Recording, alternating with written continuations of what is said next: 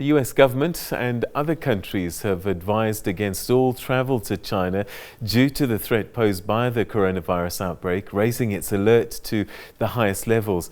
Those in China are urged to consider departing using commercial means. Another developing story this week, of course, you'll remember, was the tragic passing of Kobe Bryant and his daughter Gianna in a helicopter crash. Well, I'm now joined by an aviation expert, Desmond Latham, to unpack some of these issues for us. And we start, Desmond, thanks very much for joining us. Thanks for having me. With these travel concerns, flights being banned, well, not banned, they're shutting down their flights into China. But I guess a lot of people on the continent are wondering, are we at risk, people coming into Africa? What's your assessment of where we're at? Of course we're at risk. I mean, this virus has got 2 weeks where you can transfer it without even showing any symptoms. So if you look at that compared to SARS virus, where there were symptoms before you could catch it, it would be transferred. In MERS, the same thing. And secondly, now we know it's human-to-human transfers taking place, which didn't happen with SARS and the swine flu, for example. So this is a situation where you've got to sit back and look at the dangers here. Many countries are shutting down now. Russia shut its borders with China yesterday. Mozambique yesterday announced that they are no longer honoring any visas from China. No more Chinese people allowed to enter the country, as of yesterday, immediately. So we have to accept that there is a major change taking place. Ethiopia is one of the most exposed countries. It has 35 direct flights a week to China itself, let alone return flights from China. And it's exposed by that. So we have to keep our wits about us at this stage and be aware that we are actually facing quite a serious situation. So are our airports up to it in terms of at least trying to manage those that are symptomatic? Because as you say, there's this incubation period. Well, you know, one of the ironies watching this, in a way, is Africa is actually prepared. West Africa in particular, and we took note from that during the Ebola crisis of 2013 to 15, which is just the other day if you compare it to other issues such as SARS, which was 2002-3. So West Africa has got a very, very high response rate and quick response rate to this, the airports generally speaking, because in their backyard was Ebola. East Africa is a little more exposed because of the instability of Somalia, for example, and a few of the other parts of the region. South Africa, we've always had a very quick response time, going back to the 70s, if you like, when it came to unusual viruses that entered the country even back then. So our health authorities are swift on the uptake. The downside of everything we're saying here is that this is an extremely voracious virus that is now transferring human to human. And for most of the time that you have it, you don't know you have it. And if you know, I could shake hands with you and I could be carrying the virus and I don't have any temperature. So people coming through the airports are being scanned for temperatures. They have no temperatures, but they are carrying the virus. And this virus, according to the medical experts, can live for some time outside of human interaction. In other words, it could sit on the table for a while. How long, we don't know, but some viruses could last for a month on tables. So you can see we're in a bit of a critical situation here. But we are a little more ready, for example, in Africa, West Africa in particular, than Latin America. Yeah, but we're differently resourced across the continent, and it could be somebody lands in, I don't know, Burundi, and then from there, and he's come from China to Burundi, and from there travels to Kenya.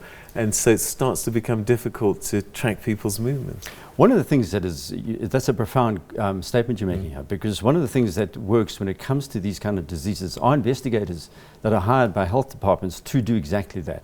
They track the connection between who got on what bus was it, who got on it with them, and they track it backwards. But if you look at this kind of circumstance where there's so many people are carrying it who don't know they are and are showing no symptoms, that kind of maths, that matrix becomes vast. I don't think we have enough people to go and investigate who touched who and who shook hands with who and what bus at what time, because you don't know who's carrying it at that time. So it's very difficult to re-engineer what took place in this present virus.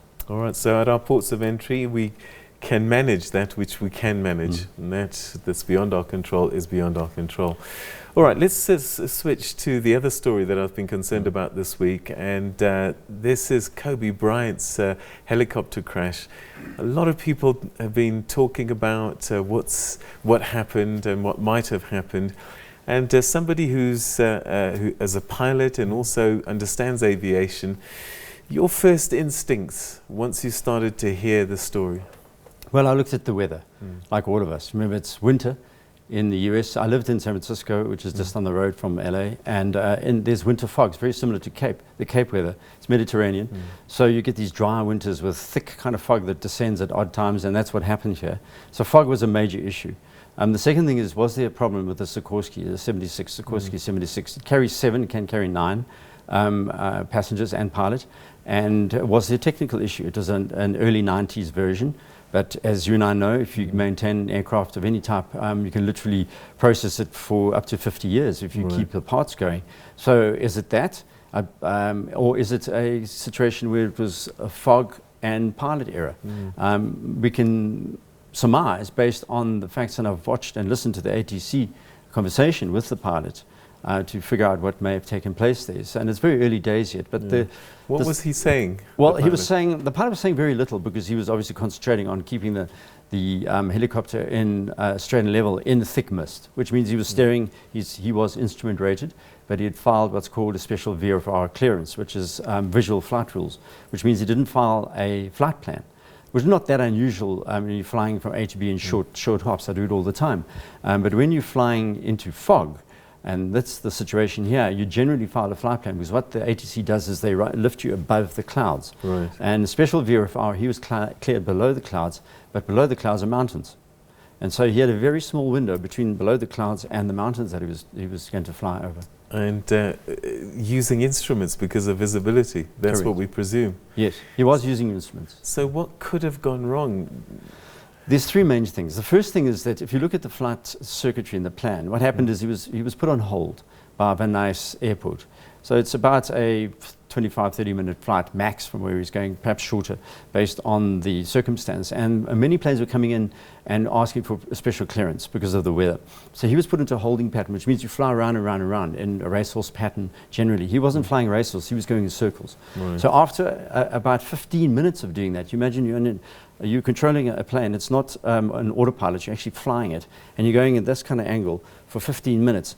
And then you right the plane. A number of things happen to a human body, and there's no co-pilot or first officer, it's him by himself.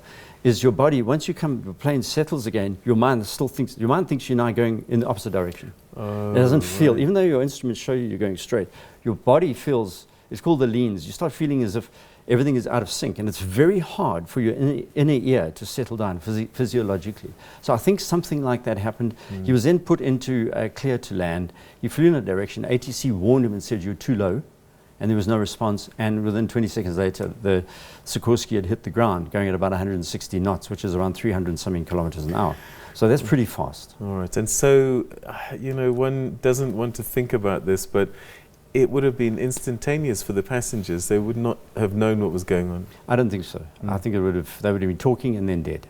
I mean, if you're going to get in a situation as anyone sitting inside an airplane, you really don't want to hang around for minutes knowing that your life is ending or could be ending. So I'm surmising here and speculating based on the photography of the area and also the speed. The police, local police, said, "Look, we can't fly in this weather." I'm just trying to figure how it is that this pilot might have taken off and said to Kobe Bryant and his passengers, "Let's go." Kobe Bryant had flown with his pilot for 15 years. They were like brothers, I guess. When you fly with someone that long, they trusted each other.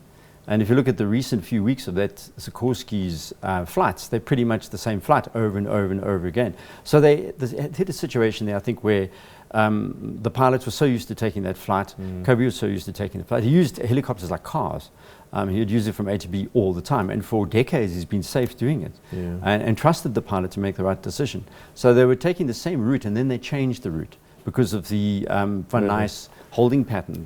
They deviated for the first time in a long time. I think that's the second thing to say, is they went off from a standard, which they were flying in a northeasterly direction. They went in a northwesterly direction, and then the holding pattern was northwest. Between the northwest and Van Nuys, a little bit more to think about. Was the mountain.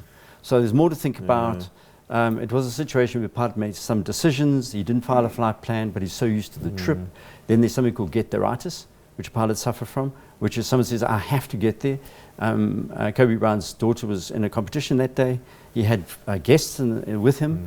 He had a number of the players with his daughter were flying to a competition. There's something along the lines of, "We have to get there." It's called get-there-itis. All pilots know the saying. And when you get the artist, you are supposed to mentally say, no, I must stop, it's not good, it's dangerous. But then someone behind you is paying you, saying, you have to get me there. And you have to have the emotional intelligence, and you may lose your job, is to say, find another pilot, my friend. And it's not unusual, this get the writers. It's happened before. No, we could sit here, I could tell you many examples in South Africa where that's happened.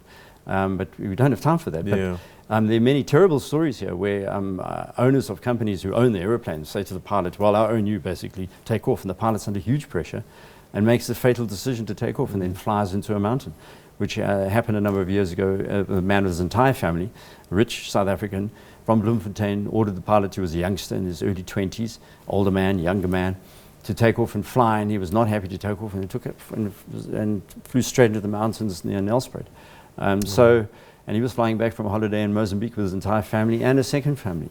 So wasted lives, you know. So I think one thing to say is that I've learned, I'm old now. There's a saying amongst aviators that there are old pilots and there are bold pilots, but there are no old, bold pilots. Okay. So I'm an old pilot because I'm not that bold. Okay. All right, lessons learned there. Thanks so much, Des. We'll wait and hear the official explanation eventually, but certainly I think you've given us some food for thought. Thanks always for your insights. Thanks, Peter. Thank you. Lovely to be here.